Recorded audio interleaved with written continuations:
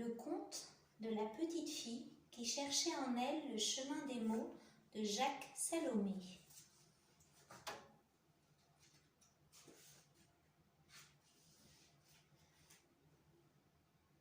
Il était une fois une petite fille qui ne trouvait jamais les mots pour dire ce qu'elle ressentait.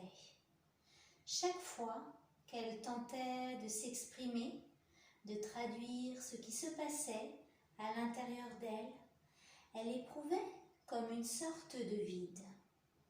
Les mots semblaient courir plus vite que sa pensée.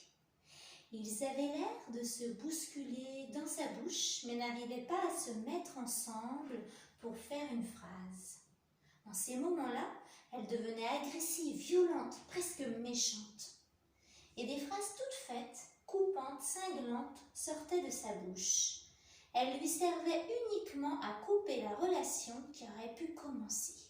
De toute façon, tu ne peux pas comprendre. Ça ne sert à rien de dire. C'est des bêtises de croire qu'il faut tout dire. D'autres fois, elle préférait s'enfermer dans le silence avec ce sentiment douloureux. Que de toute façon, personne ne pouvait savoir ce qu'elle ressentait, qu'elle n'y arriverait jamais, que les mots ne sont que des mots.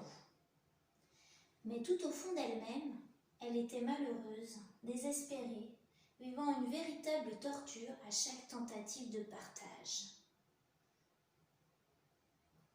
Un jour, elle entendit un poète qui disait à la radio « Il y a chez tout être humain un chemin des mots qu'il appartient à chacun de trouver. »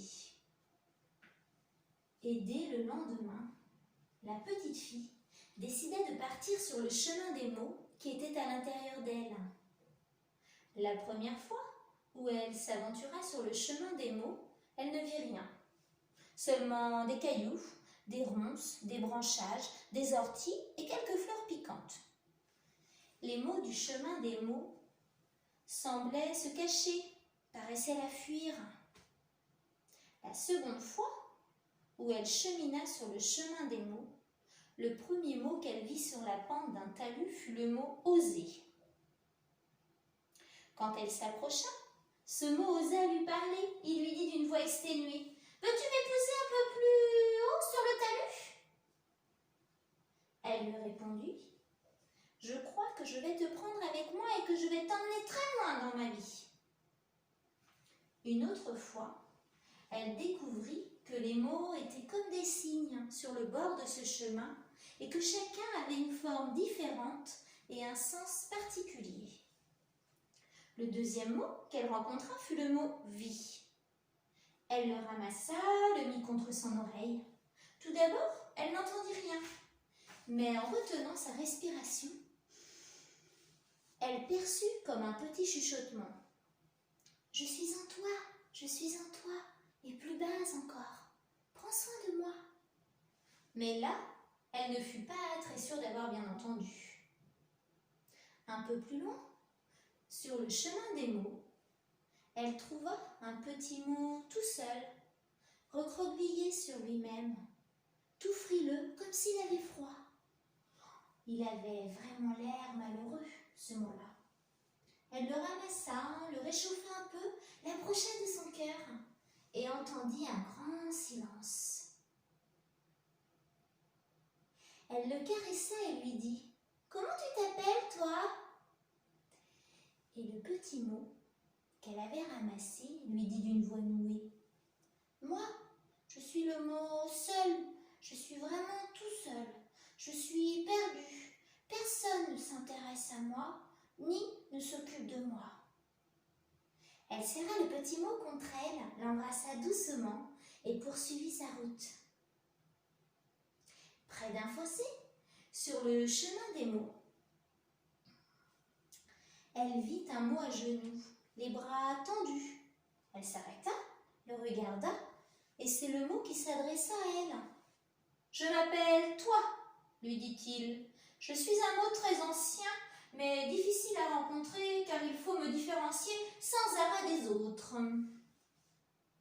La petite fille le prit en disant « J'ai envie de t'adopter, toi. Tu seras un bon compagnon pour moi. » Sur le chemin des mots, elle rencontra d'autres mots qu'elle laissa à leur place. Elle chercha un mot tout joyeux, tout vivant, un mot qui puisse scintiller dans la nuit de ses errances et de ses silences. Elle le trouva au creux d'une petite clairière. Il était allongé de tout son long, paraissait détendu, les yeux grands ouverts. Il avait l'air d'un mot tout à fait heureux d'être là.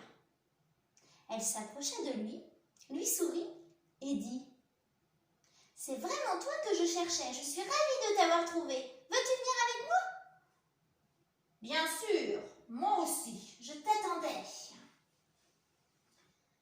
Ce mot qu'elle avait trouvé était le mot « vivra ». Quand elle rassembla tous les mots qu'elle avait recueillis sur le chemin des mots, elle découvrit avec stupéfaction qu'il pouvait faire la phrase suivante. « Ose ta vie, toi seule la vivras. » Elle répéta plus lentement. « Ose ta vie, toi seule la vivras. » Depuis ce jour, la petite fille prit l'habitude d'aller se promener sur le chemin des mots. Elle fit ainsi des découvertes étonnantes, et ceux qui la connaissent furent très surpris d'entendre tout ce que cette petite fille avait à l'intérieur d'elle. Ils furent étonnés de toute la richesse qu'il y avait dans une petite fille très silencieuse. Ainsi se termine le conte de la petite fille qui ne trouvait jamais les mots pour se dire.